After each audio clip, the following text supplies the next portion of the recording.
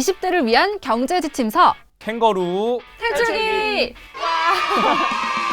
자, 우리가 오늘은 보험 얘기하기로 했었죠? 네, 오늘도 역시나 보험 상품 팔거나 약 팔거나 하는 영상 절대 아니니까요. 색안경 빼고 시청 부탁드리겠습니다. 그럼 오늘도 질문자 조니 씨를 소개하겠습니다. 네, 안녕하세요. 월급 150만 원 받는 조니입니다. 자, 우리가 지난 시간에 이 사회초년생의 자산 관리에 대해서 얘기 나눠봤잖아요. 처음 영상 나가고 나서 주변 반응 어땠어요? 아주 뜨거웠죠. 방금 없었을 것 같은데. 네, 다들 저보고 쇼핑 좀 그만하라고 하더라고요. 아, 맞아요. 쇼핑 한 달에 10만 원만 하기로 했죠, 이제? 그렇죠. 근데 오늘 또 조니 돈 나가는 얘기 한번 해보려고 하는데 보험 오늘 얘기한다고 하셨잖아요. 아, 근데 보험까지 들면은 맨날 라면만 먹어야 될 것 같은데. 자, 그래서 이 사회초년생에게 꼭 필요한 보험만 골라서 가입을 해야겠는데요. 오늘 도움 주실 전문가님 아주 어렵게 모셨습니다. 김성민 전문가님, 안녕하세요. 네, 안녕하세요. 플랜백스의 김성민 전문가입니다. 반갑습니다. 전문가님 오늘 저희 고급 정보 알려주셔야 돼요. 조니가 150만 원 받는데 그중에 고정비 빼고 122만 원 남거든요. 근데 저번 시간에 적금 30만 원 넣으라고 하셨고 쇼핑은 딱 10만 원만 하기로 했어요. 아, 그리고 청약 통장도 5만 원 넣으라고 하셨죠. 그럼 대충 한 77만 원 정도 남는 것 같습니다. 어우 계산이 빠르시네. 역시 전문가입니다. 네. 아직 많이 남았네요. 아, 근데 가장 중요한 게 식비가 아직 안 빠진 것 같아요. 아니, 얼마나 드실 예정이세요? 아, 많이 먹어야 되는데. 아, 근데 제가 계산을 해왔는데 회사 다닐 때 식비 13만 2천 원 정도 들고 그리고 주말에 또 친구들이랑 막 술도 먹고 막 놀고 이렇게 하다 보니까 한 17만 원 정도 계산이 되더라고요. 그래서 한 식비 생각하면 한 30만 원 정도 나갈 것 같아요. 한 달 식비 30만 원. 그러면 아까 77만 원에서 이제 한 47만 원 정도 남는 것 같은데 뭐 이 정도면은 뭐 보험 드시는 거나 하는 데는 문제는 없을 것 같은데 근데 아직 월세나 뭐 이런 거는 아, 제가 부모님이랑 살아서 다행히 보험은 들 수 있겠네요. 네. 근데 이렇게 빠질 게 다 빠지고 나면 사회초년생들이 보험 들기가 참 쉽지가 않을 것 같아요.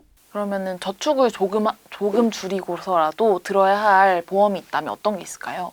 일단은 저축은 좀 안 줄이셨으면 좋겠는데 만약에 꼭 들어야 될 거를 따진다라고 하면은 사회초년생도 공통적으로 일단 실손의료비 보험 하나 정도는 꼭 드시는 게 좋고요. 네. 혹시나 뭐 가족분들이 건강상 좀 이상이 있으셨거나 하면은 그거 관련해서 뭐 암이라든지 뭐 뇌, 심장 관련된 질병보험 정도 그리고 저축 여력이 허락을 하면 돈을 좀 더 모을 수 있다라고 하면은 그러면 뭐 연금보험 정도 하나 추가하면 좋겠네요. 그 저번에 그 부모님이랑 어머님이 드셨다는 보험 뭐였지? 저한테 실비보험이 있다고 하셨거든요. 그 5만 5천 원짜리? 네, 5만 5천 원짜리. 실비보험은 5만 5천 원짜리 하나 들었다고 하거든요. 네. 그러면은 실비보험을 부모님이 지금 내주고 계신 거잖아요. 그렇죠. 그러면 사회초년생 분들한테 팁을 드리자면 최대한 천천히 물려받으세요. 아, 네, 부모님이 내주실 수 있을 때까지는 가지고 계시고 네. 다만 물론 내용을 좀 봐야 되긴 하겠지만 실제 실손의료비 보장이 들어가 있다라고 하면은 굳이 미리 내가 독립했으니까 받지 마시고 좀 천천히 부모님 도움을 좀 받으시고 나중에 제대로 물려받으시면 되겠죠. 저 궁금한 게 있는데요. 이 실비 5만 5천 원이면 적정한 금액인가요? 이게 사실 보험 상품 특성상 실비보험만으로 5만 5천 원이 나가진 않아요. 지금 아직 나이가 젊기 때문에 그러면은 5만 5천 원에서 실손의료비 보험 말고도 뭐 암보장이나 다른 뭐 상해보장이나 이런 것들이 섞여 있을 수 있거든요. 특약이요? 그렇죠. 특약들이 다 섞여 있기 때문에 그런 부분들까지 해서 5만 5천 원이다 라고 하면은 그렇게 부담되는 수준은 아닐 거고요. 네. 다만 이제 아셔야 되는 게 워낙 상품들이 복잡해요. 그래서 이거를 내가 5만 5천 원이 계속 고정적으로 나가는 건지 아니면 5만 5천 원에서 보험료 계속 오른다? 갱신. 그렇죠. 그러면 좀 더 부담이 될 수 있을 거고요. 또 납입 기간도 뭐 20년인지 30년인지 또는 뭐 길게 납입하면 80세 납 이런 것도 있거든요. 네. 그러면 지금 나이에서 80세면 한 50년 넘게 내셔야 되니까 그런 부분들을 좀 체크를 해보시면 좋을 거고요. 실손의료비를 가장 저렴하게 가입하는 방법은 딱 실손의료비만 준비할 수 있는 단독 실손의료비 보험으로 가입을 하시는 게 제일 저렴하게 들 수 있는 방법이 되겠죠. 이 중에서 혹시 윤희 씨 가입되신 거 있으세요? 제가 알기로는 저도 한 10,000원 정도 되는 실손 의료보험 하나가 있고요. 그리고 암보험 있었던 것 같아요. 제가 말씀해주신 보험들 가입해볼까 하는데 조금이라도 저렴하게 가입할 수 있는 방법이 있을까요? 일단은 저렴하게 가입할 수 있는 방법은 여러 가지가 있는데 일단은 부모님이 실손의료비 보험을 가지고 계시다라고 하면 굳이 추가로 더 가입하실 필요는 없어요. 근데 만약에 내가 아예 없다라고 생각을 하고 가입을 하신다라고 하면 실손의료비 보험은 요즘에는 다른 것들이 붙어서 여러 가지가 섞여서 나오는 게 아니라 실손의료비만 딱 가입할 수 있는 상품이 있거든요. 그거를 단독 실손의료비 보험이라고 하고 지금 조니 씨 기준으로 본다라고 하면 보험료 한 10,000원 정도면 충분히 가입이 가능할 거고요. 근데 이것도 좀 저렴하게 가입을 해보고 싶다. 보험회사마다 보험료가 달라요. 네, 그러면 여러 보험회사들이 모두 실손의료비 보험을 가입을 해주니까 한번 알아보고 단 몇백 원이라도 또는 단 1,000원이라도 좀 저렴한 회사로 가입을 하는 게 가장 저렴하게 가입할 수 있는 방법이 되겠죠. 혹시 그 저렴한 회사를 알아보는 쉬운 방법이 좀 있을까요? 아니면 진짜 다 전화를 돌려봐야 되는 건가요? 일단은 그렇게 저렴하게 비교해 볼 수 있는 방법이 금융감독원에서 지금 운영을 하고 있는 보험상품 한눈에라는 데를 들어가 보시면은 실제 내가 내 나이와 직업을 입력을 하면 보험료가 어느 정도 책정이 된다라는 게 나오긴 하는데 다만 그거는 일단 예시 자료이기 때문에 실제 뭐 가입 가능 여부라든지 아니면 실제 보험료랑 조금 차이가 있을 수 있거든요. 그렇기 때문에 시간 오래 걸리는 거 아니니까 만약에 실손 의료비만 딱 알아보고 싶다라고 하면은 실손 의료비는 상품이 아예 정해져서 나오는 거니까 보험회사별로 몇 군데씩 해서 실제 직접 확인을 해보시는 게 어떻게 보면 가장 정확한 자료가 될 것 같아요. 그 뭐 상담만 받아도 막 뭐 준다는데 많던데도. 그런 거 받아도 되나요? 그거 조심하셔야 돼요. 아, 네, 왜냐면 상담만 받는다라는 의미가 그냥 저희가 전화통화 한 통 하고 선물 주세요 이게 아니에요. 네, 상담 거기서 말하는 상담이라는 건 일반적으로 가입 절차까지 진행된 경우를 의미해요.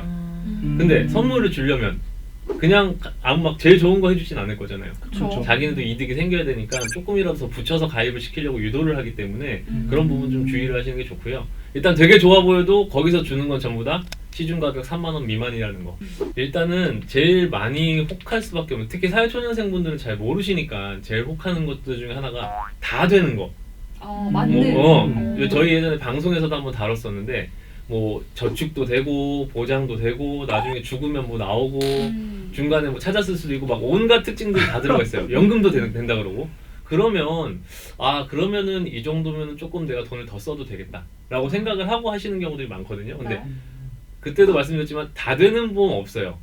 다 되는 거는 다시 뒤집어 보면은 다 제대로 안 되는 경우들이 많기 때문에 제일 조심하셔야 될 말 중에 하나는 그런 말들. 다 된다.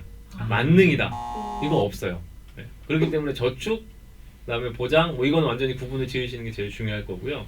이거 둘 다 된다라고 하면 일단 좀 피하고 보시는 게 좋습니다. 저도 궁금한 게 있는데요. 그 아까 전에 보험료가 오를 수도 있다 이런 얘기도 했었잖아요. 근데 제가 듣기로는 주변에서 막 설계사분들이 이 보험료 오르긴 오르는데 그렇게 많이 오르지는 않을 거예요라고 한다고 하더라고요. 이런 건 어때요? 당장은 당연히 많이 안 올라요. 왜냐면 지금 되게 젊잖아요. 나이가 젊을 때는 이게 뭐 질병에 걸리거나 치료비가 들거나 할 일이 많을까요? 별로 없죠. 저희 1년에 병원 몇 번이나 가요? 거의 안 가잖아요. 그죠? 네, 그러다 보니까 보험회사에서 굳이 보험료를 지금은 많이 올릴 이유가 없는 거예요. 근데 함정이 뭐냐면 지금 안 오른다고 해서 나중에 많이 안 오르지는 않아요. 네, 실제 뭐 40대 후반 50대가 넘어가면 병원 갈 일도 많아지고 큰 병 걸릴 일도 많아지잖아요. 그러면 이제 보험회사는 우리가 돈을 줬으니까 보험료를 더 올리는 거죠. 네, 그때 가서는 뭐 작게는 뭐 2배, 많게는 4배, 5배까지도 올릴 수 있는데 저희 입장에서는 그거를 막 반대하거나 할 수는 없거든요. 보험회사가 올리는 거니까. 그렇기 때문에 지금 안 오른다라고 해서 그런 것들을 하는 거는 좀 조심하셔야 될 거고요. 네, 나중을 대비하는 거기 때문에 보험료가 실손 의료비 아까 말씀드렸던 실손 의료비는 어쩔 수 없이 올라요. 모든 상품이. 근데 그거 말고 나머지 보험을 혹시 추가로 더 드신다라고 하면은 보험료가 안 바뀌게 다 고정되어 있는 그렇죠. 비갱신형 보험으로 준비를 하시는 게 훨씬 합리적인 방법이 되겠죠. 근데 연금보험 아까 드시라고 말씀을 하셨잖아요. 근데 그 돈으로 차라리 적금을 드는 게 더 낫지 않을까요? 그렇죠. 그러니까 지금 저희가 아까 전에 계산을 제 기억으로는 47만 원 남아 있거든요. 그죠? 적금 30만 원 하고 47만 원 남아 있는데 47만 원이시면은 저는 연금보험을 굳이 지금 들라는 말씀은 안 드리고 싶어요. 네. 지금 시기에는 물론 노후 준비는 미리 하면 좋은 거긴 한데 앞으로 경제활동을 계속 해나갈 거고 내 소득이 늘어났을 때도 들 수 있거든요. 근데 지금 무리하게 들었다가 유지를 못하게 되면 안 드니만 못하기 때문에 연금보험은 조금 더 내 저축 여력이 늘어났을 때 추가를 하시는 게 가장 좋을 거고요.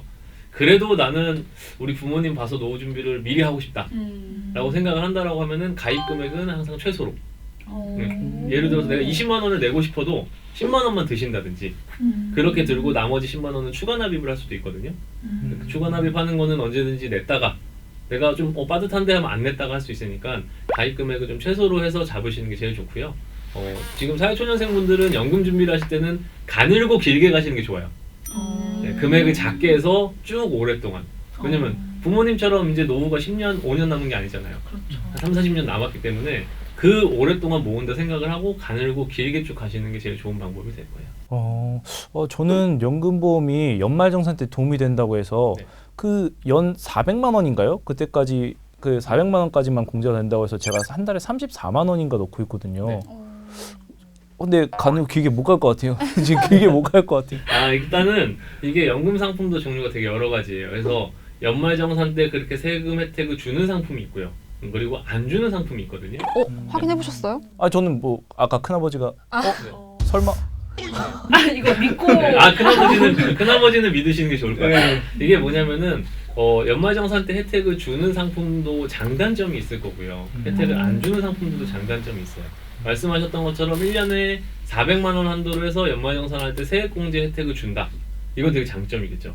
근데 만약 내가 실제 연말정산이라는 과정을 이해를 하고 나면은 이게 얼마나 혜택이 될지 좀 계산을 해볼 수가 있거든요. 일단은 연말정산이라는 거는 내가 1년 동안 번 돈, 쓴 돈 다 합쳐서 실제 번 돈이 얼마인지 계산을 하는 거예요. 그래서 연말에 정산한다는 뜻이 되는 거고, 그렇게 정산을 했을 때 왜 월급 받으실 때 세금 떼고 받으시죠? 그렇죠. 네, 근데 그렇게 미리 떼놓은 세금하고 내가 실제 계산했더니 내가 내야 되는 세금하고 비교를 해서 내가 돌려받을 상황이다라고 하면은 이제 돌려받을 거고요. 근데 세금을 더 내야 되는 상황이다라고 하면은 세금을 더 내게 되는 과정인 건데, 거기에 이제 400만 원이 들어가서 세금을 줄여주는 거예요. 그렇죠. 네, 그죠? 근데 이게 실제 사회초년생분들, 특히 이제 조니 같은 경우는 150만 원 정도 소득인데 연말정산을 했을 때 내가 돌려받을 수 있는 세금 자체가 작아요. 왜? 소득이 작으니까 세금을 적게 뗐을 거잖아요. 그러니까 내가 무조건 이런 세금 혜택이 있는 것들을 많이 가입한다라고 해서 다 돌려받는 게 아니라 돌려받을 수 있는 상한선도 정해져 있기 때문에 조니 같은 경우는 사실 그런 세액공제 혜택 굳이 신경 안 쓰셔도 될 거고, 연말정산 때문이라면 그렇죠. 굳이 가입할 필요는 없다. 네. 그리고 이게 연말정산 해주는 상품 특성상 중간에 해지하면 손해가 되게 커요. 만약 중도 해지했다, 여태까지 혜택 받았던 거 토해내야 돼. 그렇죠. 그거 말고 지금까지는 소득으로 안 잡았잖아요, 그 400만 원을. 네. 근데 갑자기 내가 해지를 해서 돈을 받으면 갑자기 소득이 생기죠. 그걸 또 기타 소득세라고 해서 16.5%를 또 떼고 줘요. 무조건 원금보다 작아요. 우리 기자님 한번 확인해 보셔야 될 것 같은데요. 길게 못 갈 것 같은데. 그래서 기자님 같은 경우는 이제 제가 월급이 얼마인지는 모르지만 만약에 그걸로 해서 혜택을 충분히 받을 수 있는 상황이다라고 하신다라고 하면은, 거기서 한 가지 팁을 드린다라고 하면 연금저축 보험으로 가입하셨죠? 그렇죠. 네, 연금저축 보험 상품은 어쨌든 보험회사에서 운영하는 거기 때문에 저축 상품도 사업비를 떼요. 수수료. 그렇죠. 수수료를 떼기 때문에 그 수수료를 적게 뗄 수 있는 방법은 아까 말씀드렸던 것처럼 추가 납입이 있는지 확인을 해보고, 추가 납입이 된다라고 하면은 납입 금액을 좀 낮추고 추가 납입 처리를 한다든지 네, 그렇게 운영하는 방법도 있고요. 또는 꼭 한 달에 34만 원 안 내시더라도 한 뭐 15만 원, 20만 원만 내다가 이게 한 분기에 낼 수 있는 게 300만 원까지거든요. 네. 뭐 상여금이 나오거나 보너스가 나오거나 했을 몰아서. 때, 그렇죠, 그런 것들을 추가로 내는 것도 사실 좋은 방법이 될 수 있겠죠. 그렇기 때문에 내 상황에 맞게 준비를 해야 되고요. 지금 이제 20대 초반 조니처럼 150만 원 정도 만약에 소득이 발생하는 분들이라고 한다면 굳이 연말정산을 신경 써서 이런 세금 혜택 받는 것들은 오히려 독이 될 수 있기 때문에 받을 수 있는 게 작은데 혹시나 유지 못하면 그쵸. 손이 되게 커지잖아요. 그렇죠. 그 상황까지 생각을 해야 되기 때문에 지금은 굳이 그런 건 좀 안 드시는 게 낫지 않나. 차라리 적금을 30만 원 하지 마시고 한 50만 원으로 늘리세요. 네, 그게 차라리 나을 수 있어요. 근데 사실 저는 보험에 대해서 그렇게 깊게 생각해 본 적이 사실 없거든요. 그래서 생명보험, 손해보험 이런 광고에 이순재 할아버지께서 막 이렇게 설명을 해주는데 사실 뭔지 잘 모르겠어요. 혹시 생명보험하고 손해보험하고 어떤 차이가 있는 건지. 사실 생명보험하고 손해보험은 보험 상품의 차이는 아니고요. 그냥 보험회사 유형의 차이인 거예요. 생명보험사가 있고 손해보험사가 있어요. 뭐 언급을 해도 되는지 모르겠으나 똑같이 예를 들어서 KB라는 회사가 있다. KB 생명보험도 있고요. KB 손해보험도 있어요. 네, 한화 생명보험도 있고 한화 손해보험도 있거든요. 그러니까 이거는 생명보험, 손해보험은 회사 유형을 나누는 거라고 보시면 되죠. 근데 그 안에서 뭐 상품들이 여러 가지가 있을 테니까 무슨 보장을 해주느냐에 따라서 뭐 사망보장 또는 암보장, 질병보장, 뭐 실손보장 이런 식으로 이제 보험 항목들이 나뉘게 되는 거예요. 뭐 암보장 같은 경우는 그럼 손해보험사는 없는 거죠? 아니요, 손해보험사에도 암보험 다 있죠. 암으로 무슨 손해? 그러니까 이게 이게 너무 좀 멀리 올라갈 수 있긴 한데 옛날로 넘어가 보면 네. 그 생명보험사에서는 처음에 주로 해줬던 게 생명과 관련된 거, 뭐 질병이라든지 사망이라든지 여기서 이제 보험이 좀 시작됐다고 볼 수 있고 손해보험사는 우리가 이제 뭐 화재가 났을 때라든지 피해를 입었을 때라든지 거기서 이제 시작을 했는데 이제 서로 업계가 지금은 서로 중첩되는 것들이 되게 많아요. 그래서 생명보험사에서도 실비보험 가입이 되고요.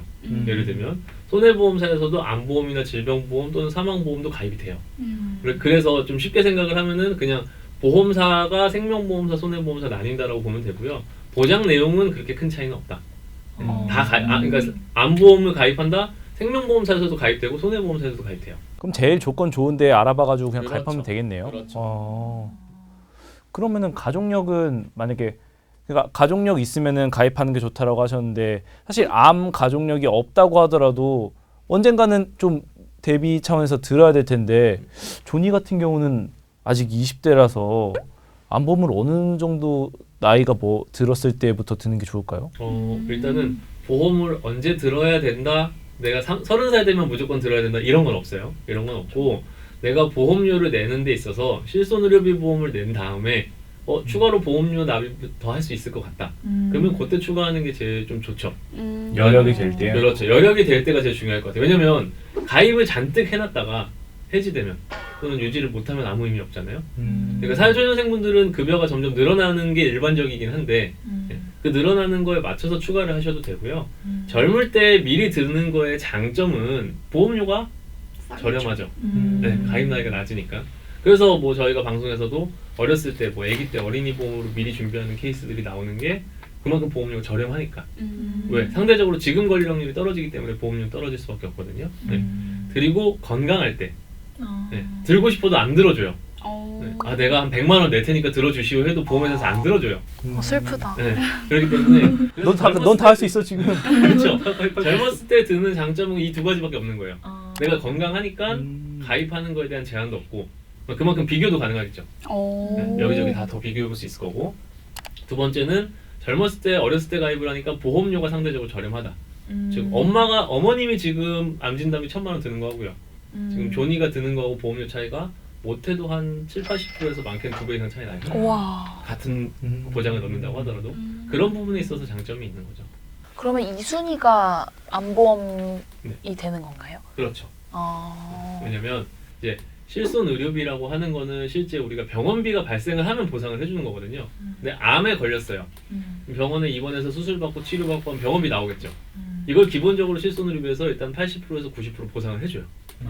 그러고 나서 내가 암에 걸렸으니까 암 진단비 또는 암으로 수술을 했으니까 암 수술비가 추가로 더 나오는 거거든요. 그래서 치료비 부담을 줄이는 거 실손 의료비가 1순위가 되는 거고 그 다음에 얘네는 암이나 암보험이 제일 좀 많이들 보편화된 이유가 큰 병이에요. 그렇죠. 걸리면 일할 수 있나요? 무섭죠. 네, 그렇죠. 쉬어야 돼요. 어쩔 수 없이 요양도 해야 되고 그리고 실제 치료비도 좀 많이 들고. 그러면은 우리가 150만 원으로 50만 원씩 열심히 저축을 해놨는데 암 한 번 걸려서 치료비로 한 2천만 원 나갔다. 타격이 되게 크겠죠. 열받을 것 같아. 그죠? 열받죠. 이게 한 3년 넘게 모았는데. 맞아요. 근데 그거를 암에 걸렸을 때 암 진단비 가지고서 상쇄를 시키는 거예요. 그래서 실손 의료비로 일단 치료비에 대한 상쇄를 시키는 거고 두 번째 150만 원씩 벌던 소득은 암에 걸리면 없어지죠. 끊어지죠. 네. 네. 회사에서 정말 친절하게 너 다 나을 때까지 우리가 월급 다 줄게. 네, 1년 동안 푹 쉬고 갔다 오면 복직도 시켜줄게. 이렇게 하나요? 힘들죠. 그죠? 그럴 것 같아요. 네, 그럼 생활이 안 되잖아요, 그죠? 네. 네. 저축은 둘째 치더라도 그러면 그 기간 동안에 소득을 좀 채워주는 게 진단비 역할이 되는 거예요. 생활비. 그렇죠. 근데 이런 큰 병들이 암 말고도 여러 가지가 있으나 실제 암이 이런 큰 병들 중에 발병률이 제일 높아요. 저희 아직 다 40대 안 됐으니까. 그렇죠. 네, 40대 이후 발병률이 30%가 좀 넘어요. 그럼 저희가 이제 40이 넘어가면 저희 중에 1명 또는 2명이 걸린다라고 보통 보는 거예요. 무섭네요. 네. 그래서 확률이 높으니까 큰 병 중에 확률이 높으니까 2순위가 암보험이라든지 또는 뇌나 심장 질환, 혈관 질환들이 이제 2순위로 들어가게 되는 거죠. 그러면은 아까 여력이 될 때 가입을 하라고 하셨는데 40대 그러니까 40줄에 되면은 여력이 안 돼도 가입을 해야겠네요, 그러면. 그러니까 이런 부분들은 걱정이 되면은 아무래도 좀 대비를 하는 거죠. 다만 주의하실 거는 많이 든다고 안 걸리는 건 아니죠. 그렇죠. 암보험 1억 든다고 막 암 항체가 생기고 이런 거 없잖아요. 맞아요. 그렇기 때문에 그래서 제가 여력에 맞게 들 수 있을 때 드는 거라고 말씀을 드립니다. 근데 저는 여행을 많이 가는데 여행자 보험 같은 것도 필요한지